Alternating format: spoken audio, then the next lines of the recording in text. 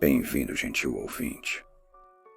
Antes de continuarmos, eu imploro que você ouça minha primeira entrada sobre Rogal Dorn, o pretoriano do terror.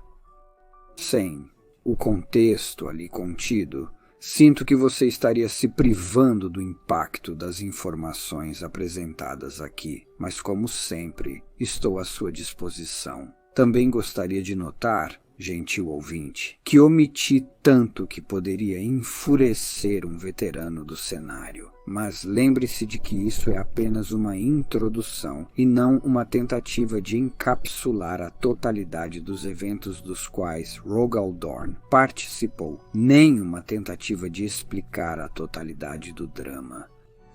Pois existem muitas perspectivas, tanta informação, que as pessoas se refugiam no mundo de Warhammer por meses, anos e até décadas, como um refúgio das vicissitudes do mundo. Como eu declarei na minha entrada anterior para Rogal, é o próprio apelo do universo Warhammer. Seu alcance, sua profundidade. Então, vamos continuar a história do maior conto do universo Warhammer 40.000, a razão pela qual é tão amado, sua própria alma. Não falo especificamente de Rogal Dorn, mas do momento temido, o ponto mais escuro neste mundo fictício, o que eu chamo de o segundo mais longo, que está contido aqui.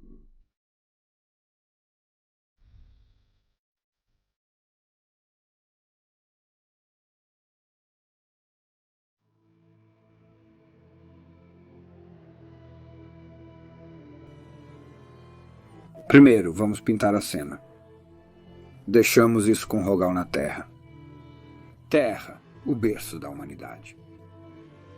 Mas vamos nos familiarizar com o elenco de personagens, as estrelas do sombrio drama que está prestes a se desenrolar, pois sem esse conhecimento não podemos apreciar o homem de quem falo, Rogel, e a titânica luta que ele enfrentou, praticamente sozinho. Sabemos que havia 20 primarcas, mas 2 passaram para a história antes da rebelião de Horus, para sempre depois chamada de Heresia de Horus começar. 8 caíram no caos e se aliaram a Horus, constituindo metade do total de legionários Astartes, os Space Marines. Primeiro, vamos discutir aqueles primarcas e suas legiões que permaneceram fiéis. 9 deveriam ter sido leais. Então por que Rogel estava tão em desvantagem e sozinho? A verdade simples é que Horus Lupical caiu para o mal muito antes de erguer suas bandeiras traiçoeiras em Istvan 5 anos antes. Enquanto investido com o poder e autoridade de Warmaster, alto senhor e general de todas as forças do Imperador, Horus tramou, conspirou e planejou. Ele sabia quais primarcas, e por conta disso, suas legiões, que nunca renunciariam à sua lealdade ao seu pai, o mestre da humanidade, o Imperador. Então, sabendo muito bem de sua inevitável necessidade de se rebelar abertamente, ele se preparou. Ele se preparou por muito tempo antes de mudar a cor de sua vestimenta. Sabemos que ele planejou destruir um grande segmento dos exércitos lealistas por meio de uma emboscada, como relatei na traição de Istvan V, o massacre Dropside, onde 3 legiões lealistas foram destroçadas. As legiões destruídas foram os Iron Hands, filhos de feras manas, que foi morto, os Salamanders, filhos de Vulcan e uma Raven Guard, os filhos de Corvus Corax. Mas isso deixou mais 6. Então, nos meses e anos antes de erguer suas bandeiras e se proclamar, Horus planejou enviá-los para lugares tão distantes ou perigosos que eles não seriam capazes de impedi-lo quando o ato final fosse realizado. Rebut Gilemon, o primarca da legião mais numerosa e mais organizada, os Ultramarines, foi enviado o mais longe possível para o leste galáctico que Horus poderia enviá-lo sem levantar suspeitas. Mas mais do que isso, ele também foi levado para uma armadilha preparada por Lorgar. Leman Russ, o Senhor Lobo, e autoproclamado executor do Imperador, que liderou o Valka Fenrica, os Lobos Espaciais, também foi enviado para longe, mas sabemos que ele retornou à Terra, mas depois entrou em um frenesi, e foi isolado e atormentado até que ele não pudesse apoiar Rogal. Lion L. Johnson, o Leão, o primarca da Primeira Legião, os Anjos Negros, foi enviado para o Norte Galáctico. Pois o Leão era uma ameaça terrível para Horus e seus irmãos rebeldes, pois ele era um gênio natural nas artes da guerra. Sua legião era a mais elogiada depois apenas dos filhos de Horus. Ele foi enviado para o mais longe que Horus poderia se safar. Horus, como todos os primarcas, tinha um medo natural do leão em um nível instintivo. Ele foi neutralizado, assim como a maior prioridade. Sanguinius, o anjo e primarca da Nona Legião, os Anjos Sangrentos. Horus sabia que este irmão em particular também era uma grave ameaça a qualquer rebelião, e Horus conspirou para enviá-lo novamente para uma armadilha no Norte Galáctico. Mas para a história completa da armadilha, teremos que esperar até que eu possa fazer uma entrada para este, o mais amado de todos os primarcas. Veras Manos estava morto. Vulcan estava desaparecido, presumivelmente morto também. A lesão de Corvus Corax era uma sombra de seu poder, desprovida de números após o massacre de Jopside. Apesar da tentativa de Corvus de aumentar artificialmente seus números através da clonagem, ele foi traído novamente pela Legião Alpha, e ele falhou. Assim, Rogal pediu a ele, o mestre do ataque surpresa e da invasão, para contornar o iminente Juggernaut dos traidores e atacar suas linhas de suprimento. Assim foi que Corvus causou um inferno alegre na retaguarda do avanço traidor, mas nunca o suficiente para fazer mais do que retardá-los e incomodá-los com constantes inconveniências. Horus conhecia sua arte e estava preparado para todas as eventualidades.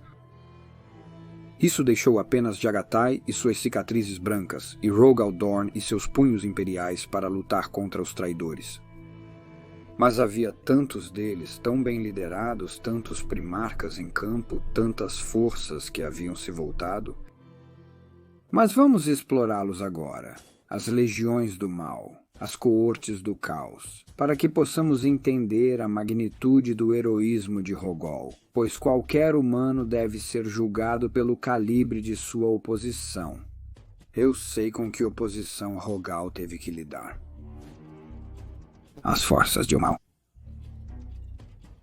Lorgar Aurelian, o primarca da Legião dos Portadores da Palavra, conhecido como o Primeiro Traidor, creditado por ser a aranha por trás das cenas que facilitou a queda do Mestre da Guerra.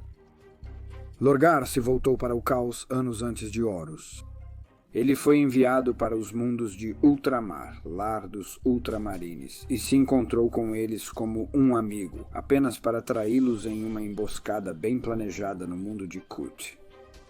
A tentativa era fazer com os Ultramarines o que os traidores haviam feito no massacre do local de desembarque. Mas, embora os portadores da palavra atacassem com fúria e completamente inesperados, os Ultramarines estavam mais organizados e sempre preparados, e o massacre projetado se transformou em uma batalha que Rabut estava vencendo. Angron, apelidado por muitos como o Anjo Vermelho, o primarca dos Devoradores de Mundos, que foram enviados com Lorgar para o leste e realizaram ataques surpresa nos mundos de Ultramar, a casa de Rebut Guilliman e seus Ultramarines, enquanto eles estavam emboscados em Khalt. Angron cobrou um alto preço dos mundos de Ultramar, mas logo foi repelido pelas forças bem organizadas e profissionais dos Ultramarines. Lorgar, então, realizou um enorme ritual sombrio que convocou uma tempestade de distorção, chamada de Tempestade da Ruína na História, e cortou o leste galáctico de Terra Santa. Assim, os Ultramarines e Rabut não puderam atender ao chamado para a Terra, porque não o ouviram. As coisas estavam tão terríveis que Rebut Guilliman realmente acreditava que Horus já havia vencido, e o Imperador já estava morto. Assim, ele nem mesmo olhou para a terra até mais tarde. Conrad Kurz, chamado de Assombrador Noturno, primarca dos Senhores da Noite, estava jogando um estranho jogo com seus irmãos lealistas do outro lado da tempestade arruinada. Mas isso é para outra hora. Alfarius e Omegon, os primarcas gêmeos e senhores da Legião Alfa, não estavam com a principal investida de Horus, mas devemos chegar a eles a seu tempo. Fulgrim, primarca dos Filhos do Imperador, que ao longo do tempo da rebelião não apenas caiu para o mal, mas se tornou um príncipe demônio, infundido com o poder dos deuses sombrios e distorcido além de todo reconhecimento a serviço do deus Slanesh, o Senhor do Excesso. Mortarion, primarca da Guarda da Morte, também se tornou uma coisa de horror, e ele também se tornou um príncipe demônio, mas desta vez a serviço do deus Nurgle, o Senhor da Decadência. Puturabo, primarca dos Guerreiros de Ferro, que tinha um ódio duradouro de Rogal Dorn e todos os seus filhos, os Punhos Imperiais. Magnus, o Vermelho, primarca dos Mil Filhos, que também foi transformado em uma aparição aterrorizante do mal, um príncipe demônio de Tzench, o Senhor da Mudança. Todos fizeram como instruído por Horus bem, dentro dos limites. Suas legiões combinadas avançaram inexoravelmente, esmagando toda a resistência em seu caminho. Eventualmente, todos eles se encontraram com o arquitraidor, o mestre da guerra Horus Lupical, no mundo de Alenor Prime, o próprio local onde Horus havia sido elevado a mestre da guerra. A partir daí, eles avançaram para a última fase de sua campanha, o ataque ao Sistema Sol, o coração do Império, onde Terra estava.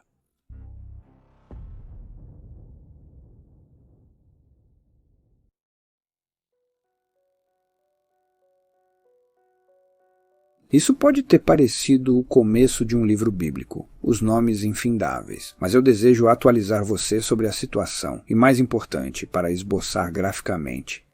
As forças alinhadas contra Rogel, como o mestre de guerra não oficial dos exércitos leais. Cada primarca era um titã de guerra. Um gênio, um líder carismático e um terror. Cada um deles, ainda assim, Rogel os segurou, retardando-os com energia infinita, brilhantismo tático e zelo inextinguível. Ele fez isso por 7 anos. Imagine isso, lutar contra os guerreiros mais experientes que a raça humana já viu treinados pelo Imperador por décadas, se não séculos, mais do que Rogol, ou qualquer um de seus irmãos. Ainda assim, Rogol Dorn manteve essas forças à distância por mais de meia década. Ele nunca se cansou. Ele nunca sucumbiu à tristeza. Ele nunca cedeu ao desespero. Não importa quantas vezes ele perdeu. Não importa quantas vezes ele foi empurrado para trás. Jagatai estava com ele, e em alguns momentos também Leman Russ, mas nenhum deles tinha o enorme peso do comando sobre os ombros. Tudo o que deu errado, cada derrota, cada revés foi atribuído a Rogel, mas ele nunca perdeu a fé uma única vez. Rogal e seu irmão Horus estavam jogando uma partida de xadrez. Mas Horus tinha 9 rainhas para as 2 de Rogal. E 3 vezes o número de peões, cavalos, bispos e torres. Coragem fenomenal. Mas em tudo isso, onde estava o mestre da humanidade? Onde estava o imperador? Você pergunta. Infelizmente, a história completa não podemos esperar cobrir aqui, mas em resumo, ele havia retornado à Terra para criar sua própria teia de viagem, um método de viagem que não dependeria do Warp e que estava tão infestado com os demônios e outros inimigos da humanidade. Ele estava tentando garantir a maior segurança da humanidade e negar a necessidade de viagem através do Warp, pois ele se lembrava da era de conflito durante toda a noite e de como as tempestades de Warp quase destruíram a raça humana. Assim, ele estava tentando criar um sistema de trânsito que removeria para sempre a necessidade de qualquer humano ser exposto a essa dimensão horrível. Ele estava construindo para o futuro, pois confiava tanto que Horus e seus irmãos continuariam a grande cruzada e trariam paz e liberdade para a humanidade. Ele esperava que o resultado fosse previsível, ou nunca teria se retirado da liderança ativa da cruzada. É uma grande pena. É uma história complicada, que exploraremos mais em outras notas. Mas Magnus, antes de se voltar para o mal, tentou avisar seu pai sobre a rebelião de Horus, mas ao fazer isso ele rompeu as proteções, escudos psíquicos místicos que o imperador havia erguido ao redor de seu palácio para proteger seu projeto de Webway. Quando isso aconteceu, o Warp inundou seu subreino. O portal para o Warp, que seria a primeira porta para seu novo Webway, foi deixado aberto, e todos os poderes do caos enviaram lesão após lesão de seres repugnantes, os nunca nascidos, seus demônios, para tentar esmagar o Imperador e usar seu próprio portal para invadir o Imaterium, o mundo real no próprio solo de terra. Assim, o mestre da humanidade não teve escolha senão exercer toda a sua energia e dobrar toda a sua vontade, e poderes psíquicos divinos para afastar a maré interminável de mal que atacava seu próprio lar, o palácio em terra, a maioria de seus guarda-costas, seus custódios, que eram ainda mais poderosos em combate do que os marines espaciais estavam com ele neste sub-reino tentando segurar a linha. Assim, ele não podia quebrar sua concentração, seu grande esforço, nem por um instante para ajudar seu filho, Rogol, em seus trabalhos. Vou notar agora que há uma figura importante que estou deixando de fora desta narração, junto com muitos eventos e nuances, a de Malcador, o Sigilita, mas para sua história novamente devemos esperar por sua própria entrada. Ele fez o seu melhor para ajudar Rogol, mas o fardo da guerra não estava em seus ombros e não estava sob seu comando. Um psíquico de poder quase ilimitado, embora ele não era um primarca e não podia oferecer a Rogel o apoio de que ele mais precisava. Podemos ver que Rogel continuou lutando. Posso afirmar que existem poucas ações em qualquer mitologia, ficção ou fábula que possam sequer se aproximar da magnitude da bravura, tenacidade ou genialidade exibidas por Rogel, apesar de ser uma constante sequência de derrotas. Essas derrotas exigiram um dízimo de sangue dos traidores que eles mal podiam imaginar. Mas piorou. Apesar da dor da rebelião para Rogol, a situação piorou muito. Enquanto ele tentava superar, manobrar e generalizar uma infinidade de seus irmãos, sua retaguarda foi atacada e o palco deixou Alfarius e sua lesão alfa.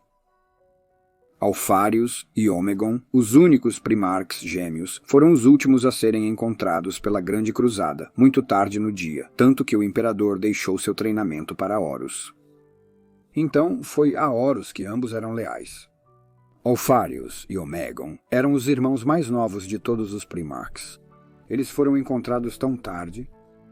Como tal, eles nunca poderiam esperar acumular elogios e glórias que outros haviam acumulado ao longo de 2 séculos ou mais da Grande Cruzada. E o que é mais, a lesão alfa sob Alfarius e Ômegon eram muito diferentes das outras lesões. Eles agiam de maneira sutil e com segredo, manipulação e astúcia, onde a maioria das outras lesões lutava diretamente. Muitos ridicularizavam a lesão alfa e seus senhores por serem covardes e caprichosos, mas Alfarius obteve resultados com certeza. Infelizmente, Alfarius provou ser um terrível espinho no lado dos lealistas quando finalmente se revelou. Sua lesão havia sido enviada antes de qualquer outra e havia preparado o caminho. Alfarius ativou unidades adormecidas por todo o sistema Sol e causou pandemônio. Rogel já tinha que lidar com tanto. Mas sempre as unidades adormecidas de Alfarius causavam carnificina, instabilidade e caos onde quer que fossem ativadas. Mais do que isso, eles abalaram o próprio espírito da soldadesca lealista, pois os alfas fizeram com que questionassem a capacidade de Rogel e queimaram, bombardearam ou sabotaram onde a dor seria maior. A dor mais frequentemente visada era a própria imagem de Rogel Dorn e sua habilidade e autoridade. Não era só isso. Alfarius tornou isso tão pessoal. Ele até chegou ao ponto de informar a Rogel que tinha informantes dentro do próprio palácio. Como? Você pode perguntar. No inventário, um enorme salão no santuário interno do palácio, uma vez ficaram 20 estátuas, cada uma a perfeita semelhança dos 20 primarcas. 2 foram destruídas quando o Pimax caiu em desgraça e sua história foi expurgada de todos os registros por ordem do próprio imperador. E eles são o maior segredo do universo Weimar, e não em 30 anos foi categoricamente afirmado o que aconteceu com eles. Existem teorias. Os espiões de Alférios explodiram todas as estátuas, exceto 2, uma sendo ele mesmo, Alférios, a segunda sendo Rogol Dorn, uma declaração de guerra, e também uma tentativa de desestabilizar e intimidar Rogol, senão o guerreiro dentro dele, Dorn. Mas ele poderia muito bem estar cuspindo contra o vento. Rogol lutou por algo que ele nunca poderia entender, muito menos apreciar. Rogol lutou por um sonho que claramente até confundiu Alférios. Seus adversários continuaram a subestimar Rogol a cada turno para seu posterior arrependimento, todos eles. Rogol também sabia que isso significava algo ainda pior. Isso significava que Horus havia se voltado anos antes de Rogol saber. Horus vinha planejando essa grande traição por anos. Como isso deve ter abalado ela, saber que ele pode até ter se comunicado com seu irmão quando já era um traidor em seu coração, se não por proclamação. É um milagre que ela não tenha enlouquecido com a combinação de tristeza, tensão e derrota constante. Para qualquer outro primarca, até mesmo Horus, teria sido demais. O Drogle permaneceu orgulhoso. Não importa a realidade da situação, encarando-o de frente, a inevitabilidade de sua derrota. Ele ainda acreditava, Rogel acreditava, que se ele apenas resistisse tempo suficiente, lutasse com força suficiente, exigisse um preço de sangue suficiente dos traidores, que ou eles se quebrariam e cairiam uns sobre os outros, como todos os traidores e infiéis sempre fazem eventualmente, ou que mais de seus irmãos lealistas viriam em seu auxílio na defesa de seu pai. Todos os dias, ele sabia, estavam mais próximos do momento em que o leão, o anjo ou uma bota poderiam chegar. Se ele apenas pudesse aguentar. Nem Rogel teve permissão para um momento de descanso, mesmo quando houve uma pausa temporária nas hostilidades diretas, enquanto os traidores se reuniam para outro ataque. Pois nesses momentos ele estava ou lidando com as ações de Ulfarius, ou estava realizando outra tarefa que ele achava extremamente odiosa. Rogel era o mestre da guerra defensiva e fortificação, não importa o quanto Peter Larbo possa afirmar o contrário. Ele estava exercendo sua profissão no ápice de sua carreira. Ele cavou profundamente. Transformava o sistema solar em uma armadilha mortal de fogo sobreposto, círculos concêntricos de defesas. Mas sua tarefa menos favorita era a destruição do Palácio do Imperador. Ao longo dos séculos, o Palácio em Tela foi transformado em uma coisa de beleza sublime e um testemunho não apenas do poder do Imperador, mas da criatividade, glória e beleza possíveis no coração da humanidade. Como Rogol odiava estragá-lo com ferro e granito e aço. Colunas de belo mármore foram substituídas por posições de armas e armadilhas mortais. Labirintos de mosaicos cintilantes anteriormente foram substituídos por armadilhas e pontos duros. Rogel nunca traiu seus sentimentos para aqueles ao seu redor, mas como ele deve ter querido chorar pela degradação do trabalho de milhares. O brilhante farol do esforço humano que agora foi substituído por um glorificado bunker.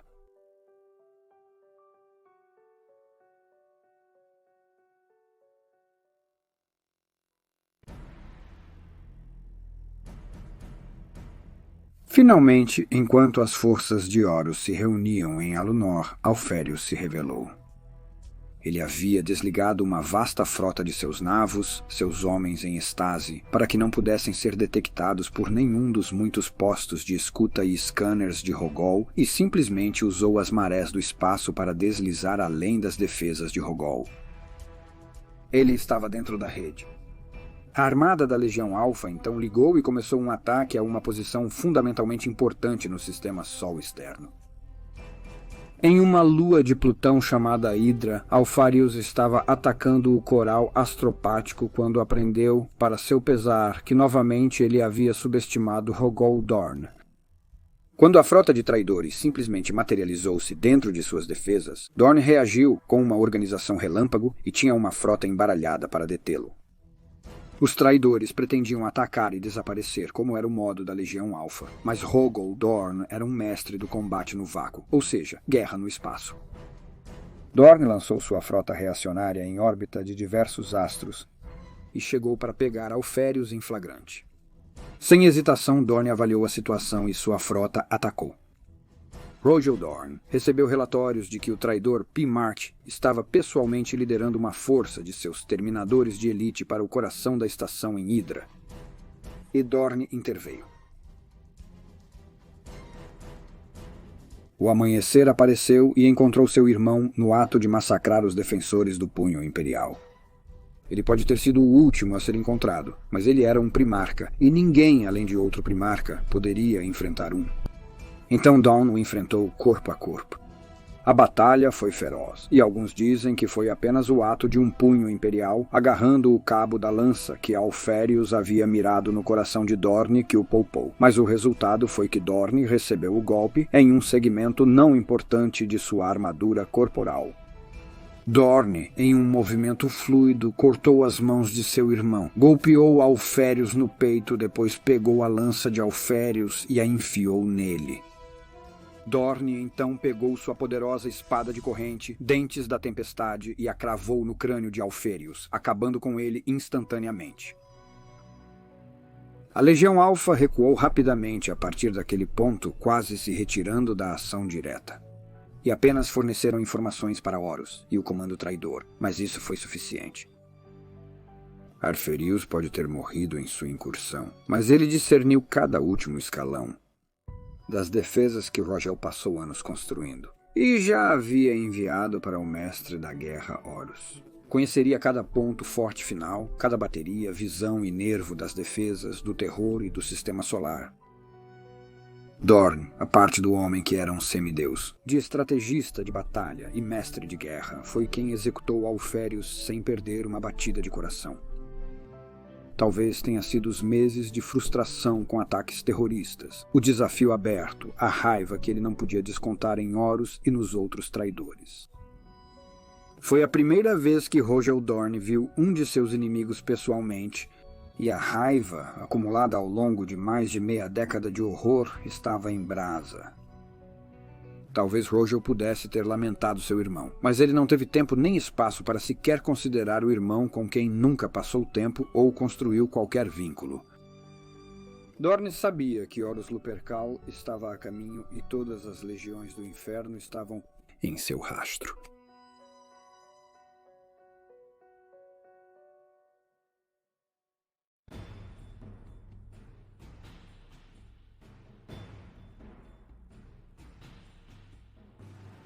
E foi quando os céus se abriram e o sol brilhou, pois, contra todas as esperanças, uma frota chegou no sistema externo, uma que era leal.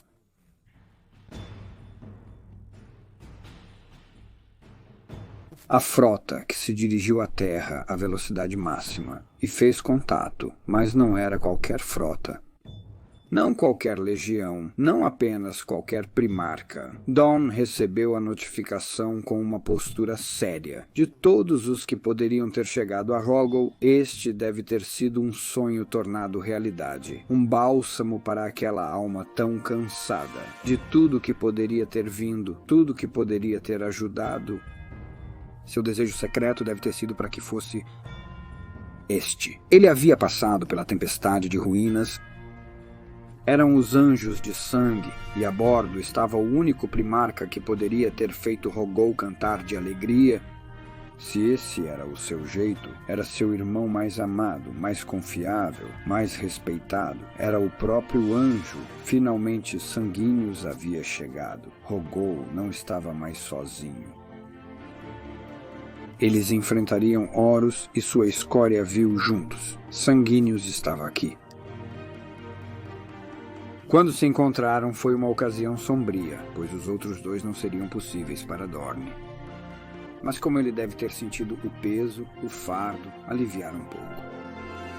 Pois se alguém pudesse trazer esperança de volta aos homens, mulheres, crianças, Otera e até mesmo aos Astartes cansados de guerra dos punhos imperiais, seria o anjo. Como uma estrela brilhante ele brilhou, e Rogol começou a acreditar novamente. Apenas um pouco. O suficiente para continuar. O suficiente para fazer esses traidores pagarem. Eles podem não viver, eles podem não prevalecer, mas com sanguíneos ao seu lado, Rogol poderia ter um bom fim. Ele lutaria. Até o guerreiro interior, Dorne, deve ter se alegrado silenciosamente, pois ninguém poderia estabilizar as linhas dos exércitos lealistas, ninguém mais poderia fazê-los acreditar novamente tão bem. O anjo havia chegado e ele trouxe toda a sua legião consigo. Os anjos de sangue, os guerreiros da própria ira do imperador, os punhos imperiais resistiriam. Mas ao lado deles estaria a própria manifestação da fúria do imperador. Agora, esses traidores teriam uma verdadeira luta. Talvez tempo suficiente para o leão ou o lobo ou os ultramarines chegarem. Talvez. Se eles lutarem com força suficiente. Apenas talvez.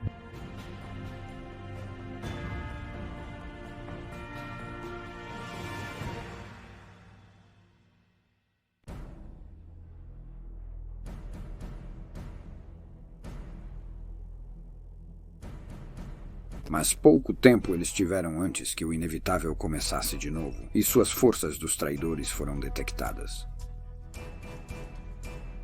A armada dos traidores alcançou o sistema Sol e prosseguiu em sua investida em direção à própria Terra.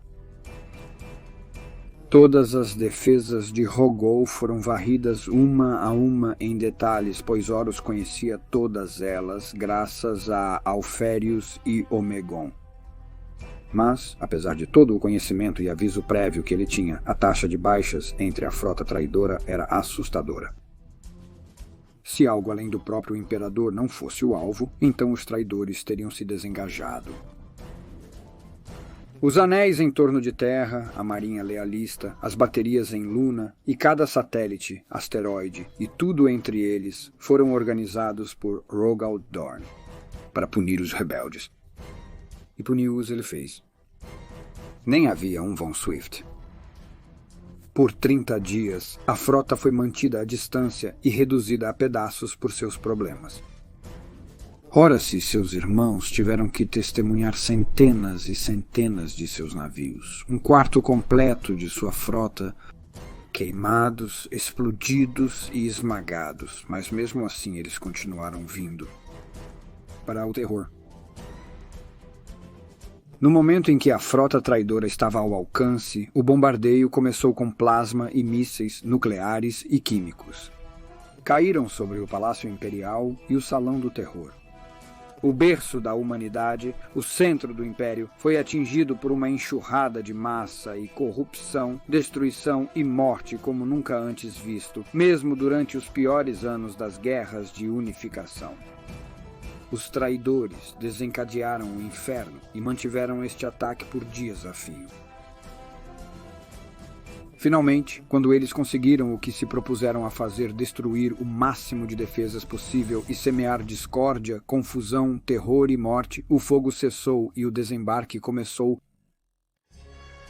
Cápsulas de queda, pense em um míssil que atinge. E então, em vez de explodir, marines com armaduras poderosas sairiam correndo. Enchem os céus, riscando em direção ao chão aos milhares. Quando esse horror começou, as unidades adormecidas de Alfários, aquelas que restaram, entraram em ação e foram ativadas em todo o globo. Em meras horas, os marines traidores estavam entre as ruas e as cercas do terror.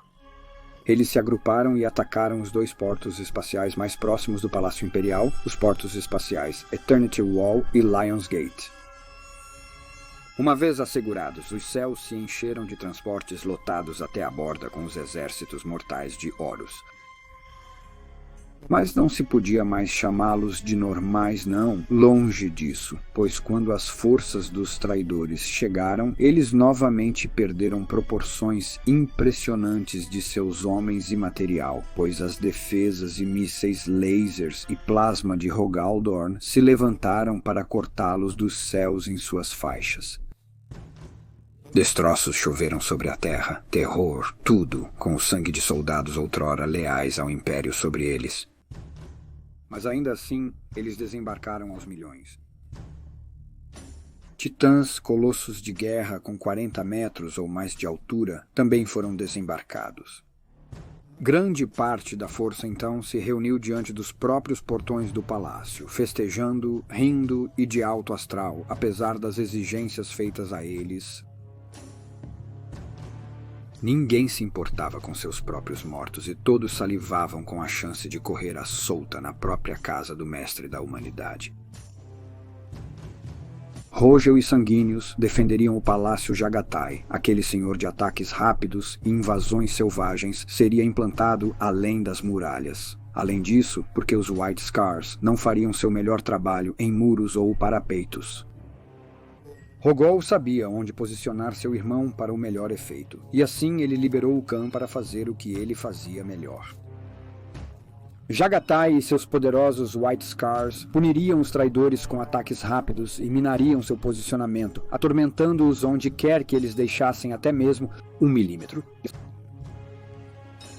Uma jogada que se provou bem feita, pois embora Horus tenha tornado suas presas inatacáveis, o grande Khan encontrou uma brecha e puniu os traidores severamente. Mais tarde, ele retomou o espaço-porto do Portão do Leão e voltou suas armas para os traidores que chegavam, cobrando um alto preço deles. Dragotai avançou sobre o Porto da Eternidade, mas foi repelido. Enquanto isso, ele estava devastando as forças de Boros. Ele estava garantindo que eles nunca tivessem um momento fácil. Ele matou muitos em nome do Imperador. Mas por agora devemos nos focar na defesa do palácio. Mais será revelado durante o seu próprio vídeo.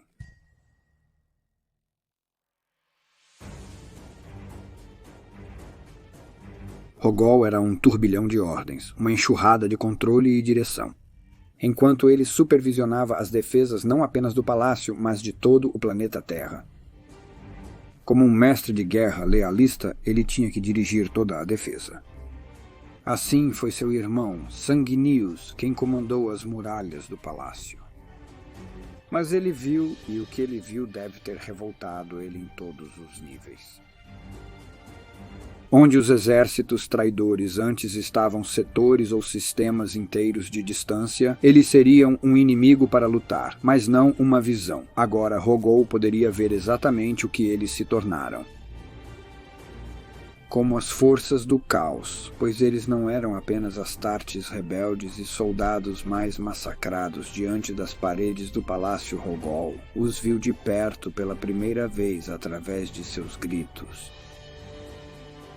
As vilas mutações, as formas distorcidas, a degeneração de outrora orgulhosos irmãos de armas em criaturas de pesadelo. Entre uma multidão de mecânicos corrompidos, a soldadesca uivante e os Astartes demoníacos possuídos, Angron avançou. Ele era enorme, e seu ódio interno agora estava claramente marcado em seu corpo, pois ele se tornou um príncipe demônio, e agora pouco restava de sua semelhança.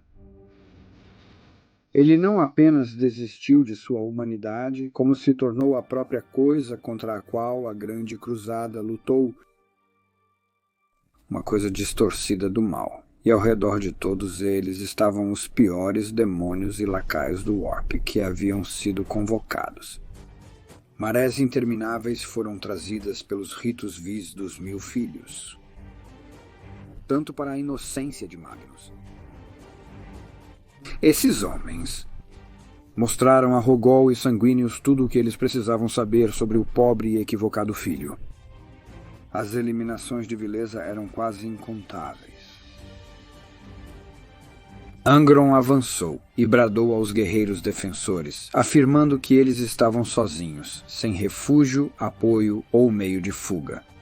Ele os ridicularizou e provocou que eles deveriam se render agora e implorar por sua misericórdia. O soldado mortal teria se acovardado. Os Starts tinham perdido a sua determinação. Mesmo os inabaláveis e diretos punhos imperiais, mas por seu irmão. Sanguíneos estava no topo das muralhas e zombou da... Sua luz e coragem dão esperança a todos aqueles que teriam fugido. A mera presença de Sanguíneos, um exemplo, era suficiente. Alguns dizem que ele se comunicou telepaticamente com o Ho-Oh, que antes era Angron, mas tudo o que parecia para aqueles ao redor e abaixo era uma simples declaração, um olhar que dizia tudo. Vamos lá, escória. Angron bradou sua risada para o céu, e todos ao seu redor sabiam que ele ansiava pela luta que estava por vir, mas alguns dizem que ele tremia silenciosamente, pois por que mais ele retornaria às suas linhas, em vez de atacar o anjo diretamente? Outros relatos afirmam que o anjo saiu e avançou e lutou diretamente contra Angron, mas depois recuou para trás do escudo da parede. Tantos relatos diferentes, um momento tão importante.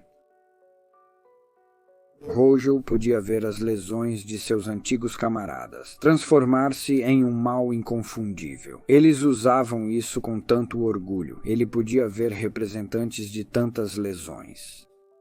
No entanto, ele não sentiu terror. Ele apenas sentiu sua determinação se fortalecer, pois nada mais do que essa visão poderia ter-lhe dito sem qualquer dúvida que ele estava do lado da luz. Então a batalha começou, uma batalha tão profunda e prolongada que eu devo apenas mencionar aquelas partes mais relevantes para a história de Rogal Dorn aqui. Espero poder abordar este tópico, este poderoso choque de armas de muitos ângulos, mas hoje vamos falar de Rogal e sua experiência.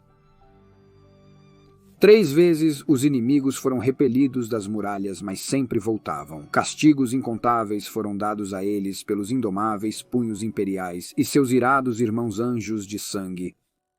Mas a maré de números era inesgotável e eles foram empurrados para trás por semanas. A batalha durou semanas, cada vez que os traidores e seus demônios violavam uma barreira ou linha defensiva, eles acreditavam que seria a última, que a vontade dos defensores azedaria e eles finalmente enlouqueceriam, apenas para descobrir que Rogal Dorn tinha estado muito ocupado nos anos em que eles estavam vencendo batalhas. Arco de fogo sobreposto, as tocas de túneis, as armadilhas, as defesas que Dorne havia erguido só podem ser descritas com uma palavra: magníficas. Mesmo assim, eles finalmente falharam. Um avanço massivo do inimigo resultou no colapso do centro da linha de defesa. Apenas por desgaste, pois nenhum anjo de sangue ou punho recuou de nada ou de ninguém sem ordens específicas de Rogel. As 2 legiões sempre seriam irmãs como nenhuma outra a partir deste ponto, ou assim eles pensavam. Mas a linha foi quebrada e restava apenas um portão, o portão final para o santuário interno do palácio, o portão da eternidade.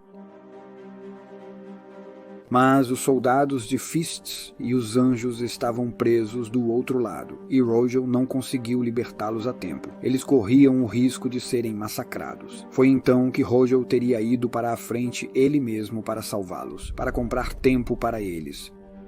Pois o portão tinha que ser fechado, tinha que ser. Mas Rogel desesperadamente não desejava que seus homens, ou os homens de seu irmão, ou aqueles humanos leais que lutaram tão valentemente, fossem deixados para as hordas do mal.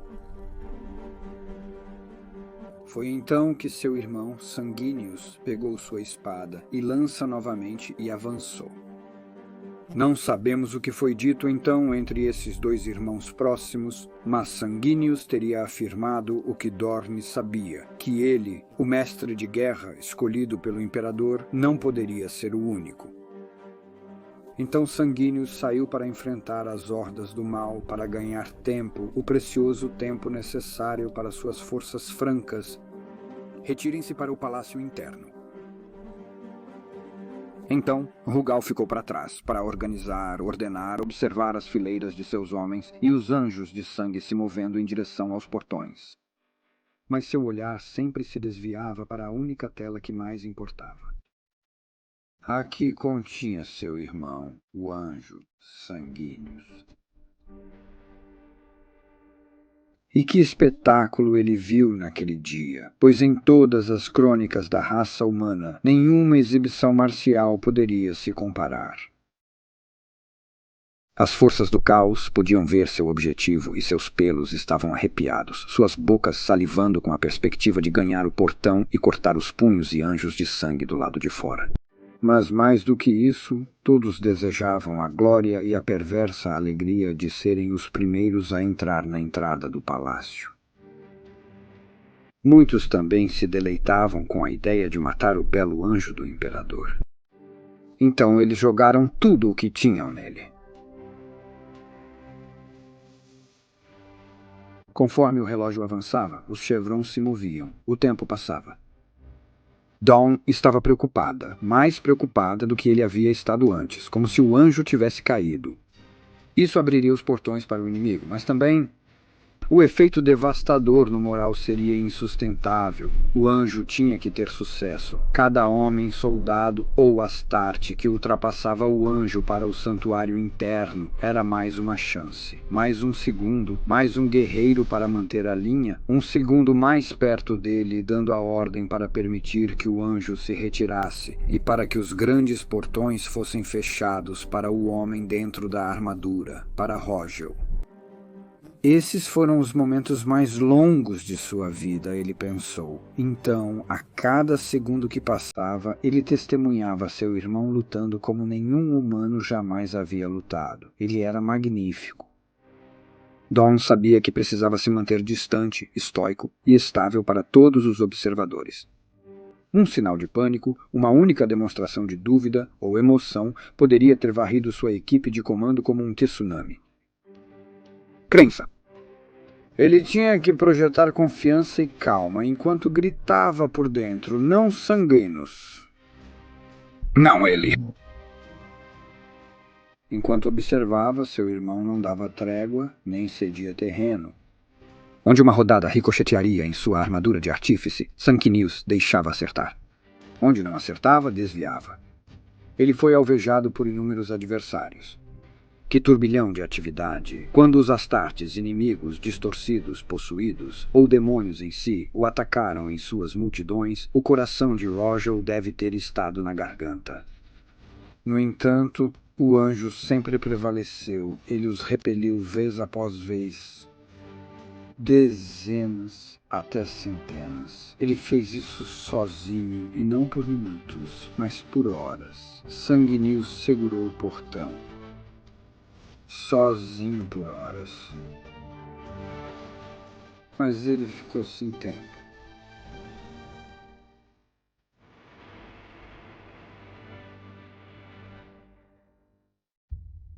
Enquanto alguns dos últimos lealistas passavam por ele, o próprio palácio estremecia.